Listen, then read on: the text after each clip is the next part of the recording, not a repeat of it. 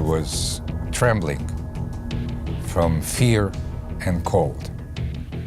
So I was not calm, and I wasn't really a hero.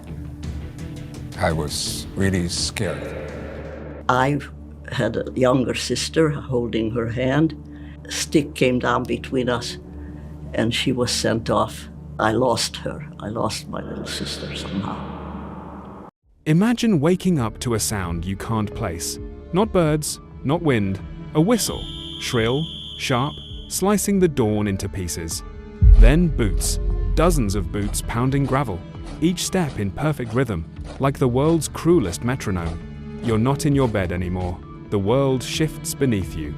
You're on a plank, surrounded by strangers, who smell of sweat, smoke, and fear. A cough rattles the air. A prayer follows in a language you don't understand. You don't know why, or how long you've been here. You only know one thing: you will not survive the day. Because this place was not built for living.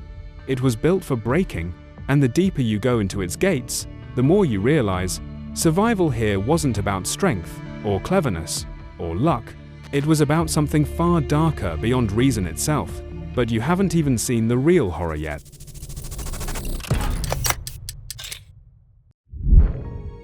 Soup.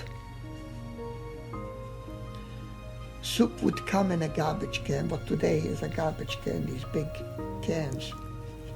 And it would consist of what I heard people say, it was like lukewarm.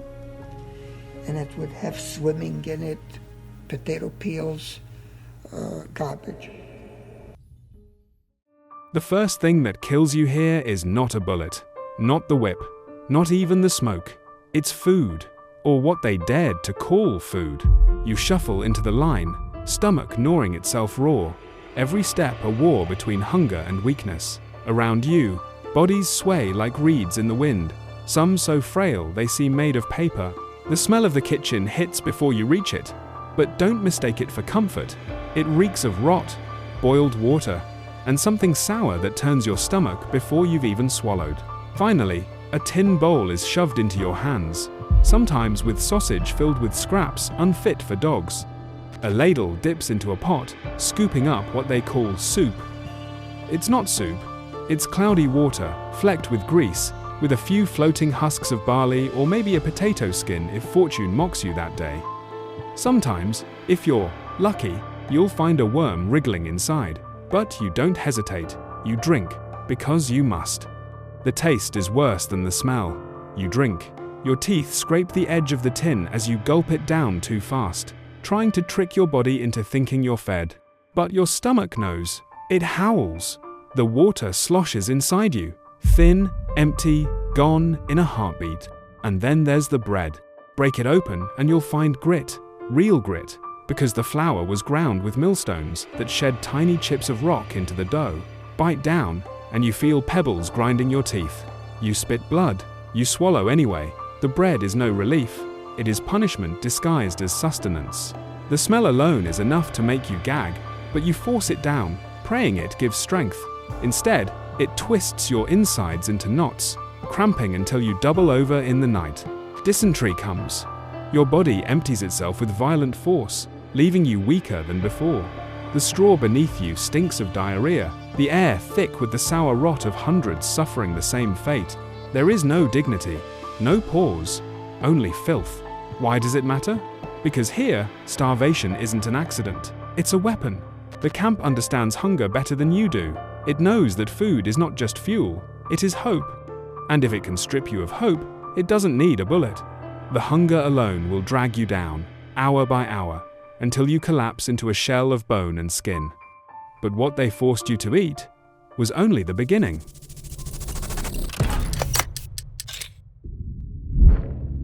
A young woman was running towards my sister. She told us right away, "I want you to know that your mother and your siblings are already dead." The whistle rips through the dawn like a knife, and your body jerks upright before your mind even wakes. Sleep offered no mercy minutes, not hours, and yet they expected you to rise as if your muscles weren't trembling, as if your stomach wasn't clawing itself hollow. You stumble outside, striped rags clinging to your skin, No socks, no warmth. The cold bites instantly, sharper than any blade. Then comes the order. Work, always work. But here, work isn't about building or producing, it's about breaking. It's a theater of exhaustion, a ritual of destruction. You're told to haul stones, huge, jagged blocks that cut into your palms, across the yard. You drag them to one side. Sweat freezes to your forehead, blood smearing the rock. Hours later, you move the stones back.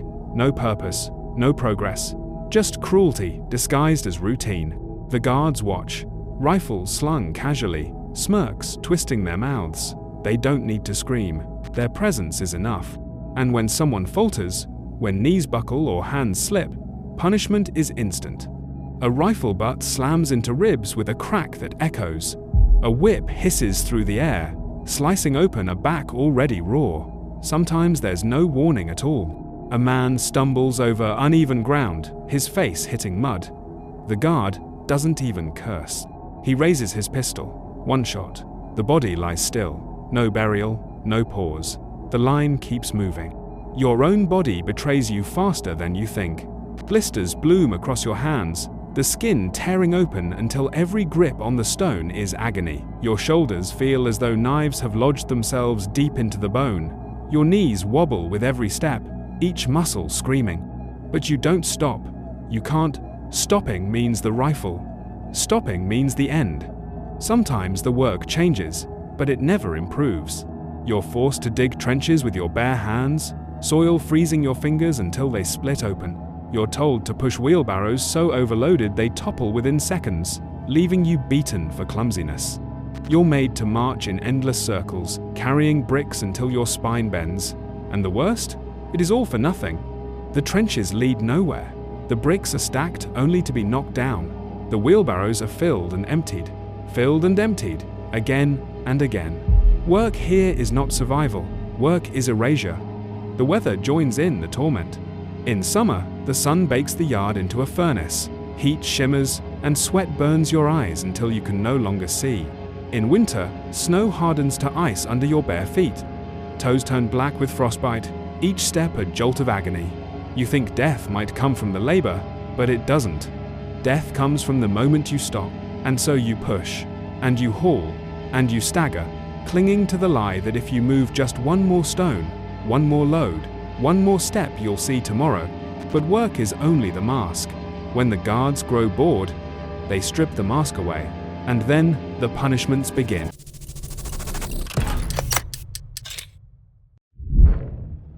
It begins in silence, always silence. That crushing, unnatural silence that makes your lungs ache because you're afraid even to breathe. Then, your name, or worse, not even your name, just a number barked from a throat that spits venom with every syllable. A prisoner is dragged forward. Why? Because his shoes were muddy, because his shovel was crooked, because the guard was bored. That's all it takes. The punishment is exercise. The word almost sounds harmless, doesn't it?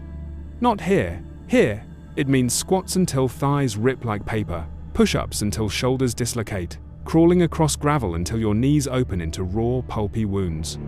And when you collapse, when your arms give out, the guards laugh. Not like men, but like predators savoring the last gasps of their prey. Then comes the beating. Sticks, belts, whips tipped with metal. The crack splits the air, followed by a scream so sharp it could slice bone.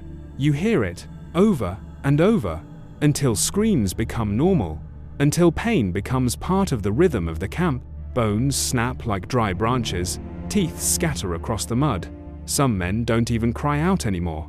They're too far gone, their voices swallowed by agony. But the punishments aren't only about pain, they are about humiliation. Prisoners are forced to stand naked in the cold for hours, while guards jeer and laugh. Others are ordered to clean the latrines with their bare hands, dung coating their arms up to the elbows, stench choking their lungs. A man caught stealing a potato is made to eat it raw, rotten, crawling with worms, while others are forced to watch. His gagging becomes entertainment. Then there are the standing cells, tiny concrete closets, no bigger than a coffin, where 4 men are shoved inside at once. You can't sit. You can't lie down. You can't stretch your legs. You can only stand, shoulder to shoulder, chest to chest, breathing each other's sour, panicked air. Hours bleed into days. Legs swell, bladders burst. Men collapse where they stand, suffocating against one another. When the door finally opens, sometimes no one comes out alive. And for some, the punishment is spectacle. Prisoners are hanged slowly, not snapped but strangled, twitching for minutes, while the camp is forced to watch. Others are tied to posts in the yard, left for the crows, their eyes drying in the wind until they glaze white. The message is clear. Punishment isn't just for the guilty, it's for everyone. It's theater. It's proof that no matter what you do, no matter how silent you are, no matter how obedient, you will never be safe.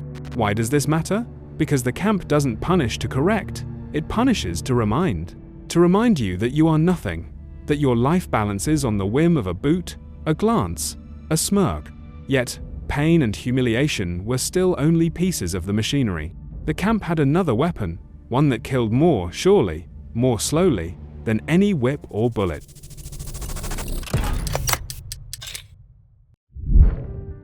The camp doesn't just smell, it assaults you. The air is thick, heavy, clinging to your lungs like tar. Sweat, sewage, rotting flesh, and smoke weave together into one suffocating stench. It's the smell of death, but not quick death. Slow, lingering death. The barracks crawl. Literally, lice infest every seam of the striped rags you wear. They bite, burrow, lay eggs in your scalp, in your armpits, between your thighs. Scratch too hard, and you tear your own skin open. Don't scratch. And the itching drives you half mad. Everywhere you look, people claw at themselves, bleeding from thousands of tiny wounds. You feel them crawling across your body at night, an army of invisible tormentors, never resting, never gone. Then came the rats, bold, fat, shameless. They dart across the floor at night, gnawing at scraps, gnawing at corpses. You wake to the sound of their teeth grinding bone, their tails slapping against the planks. If you're too weak to fight them off, they chew on you too. To them, flesh is flesh. And the water, buckets filled from cesspits, streams tainted with sewage. You drink because you have no choice. The result is merciless dysentery. Your bowels loosen until you have nothing left to give. Liquid runs down your legs, soaking into the straw, mixing with everyone else's waste, until the barracks are more latrine than shelter. The stench alone could suffocate you, but worse, it drains your strength. Every day, you wither further. Fever takes the rest. Typhus, cholera, pneumonia, words whispered like curses in the dark. You watch a man shake uncontrollably, sweat pouring from his body even as his lips turn blue. Another coughs, deep and rattling, each sound heavier than the last, until it stops altogether. The dead don't leave right away. Their bodies linger in the bunks, eyes wide, mouths frozen mid-scream. There aren't enough men left strong enough to carry them away. And so you lie there, side by side with corpses, inhaling the sour stink of death, praying it doesn't creep into your own lungs. But the truth? It already has. Why does this matter? Because disease wasn't accidental. It thrived here by design. The overcrowding, the filth, the starvation, it all fed the plague. The camp didn't need bullets when typhus spread like fire. It didn't need gas when cholera poured through the water. The guards didn't fear it. They let it burn. Because every fever, every cough, every body collapsing in silence was one less to shoot. And you, what chance would you have? Even if you survived the work, even if you endured the punishments, even if you forced down the poison they called food, your body would betray you. You'd burn up from the inside out, lungs drowning in their own fluids, eyes sunken, voice gone.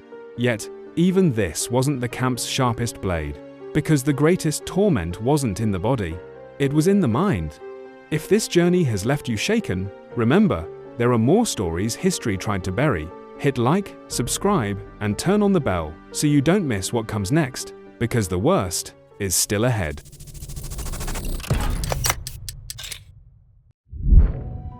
Night falls, but it doesn't bring rest. It brings something worse. The barracks are a coffin made of wood and bodies. Dozens, sometimes hundreds, crammed into a space barely big enough for a handful.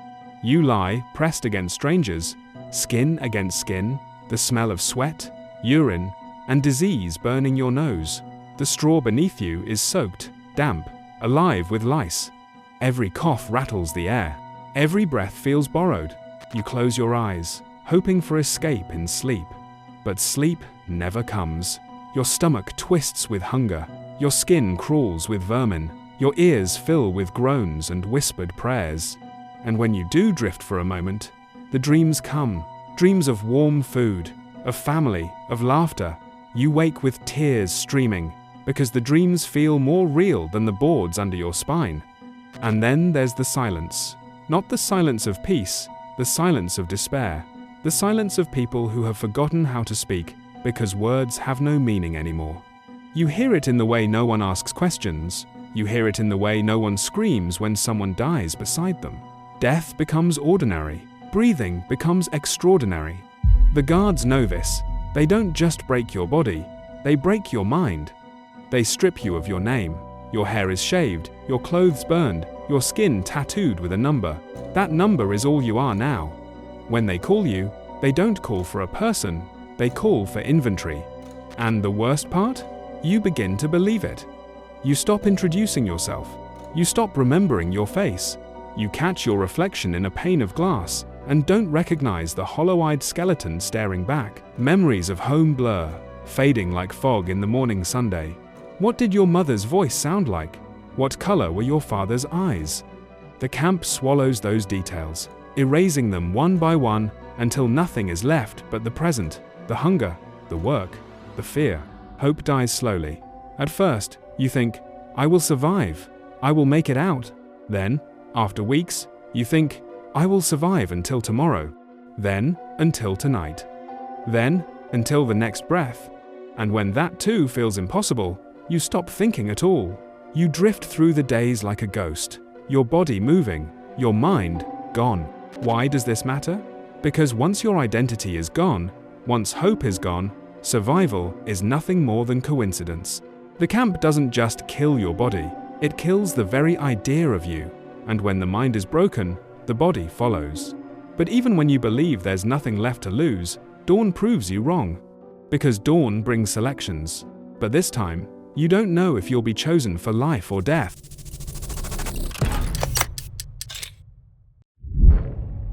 A whistle, boots, shouts.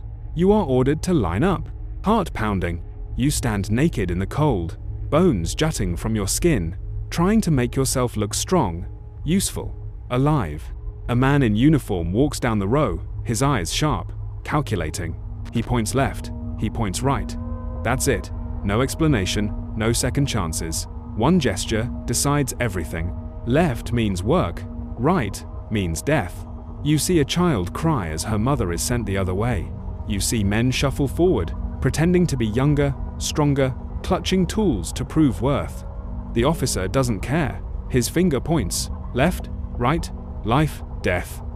The line moves. Your turn comes. You feel eyes on you.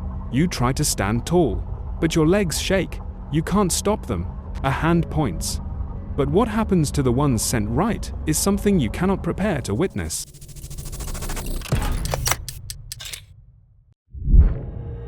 You are herded with hundreds into a building that looks like a shower. Relief floods some faces. A shower. Maybe water. Maybe cleansing. The guards tell you to undress, to hang your clothes neatly, to tie your shoes together. You obey. Everyone obeys. The door slams shut. Darkness. Then a hiss. Not water, gas. The air fills with a sweet, choking cloud. You claw at your throat. You press against the walls.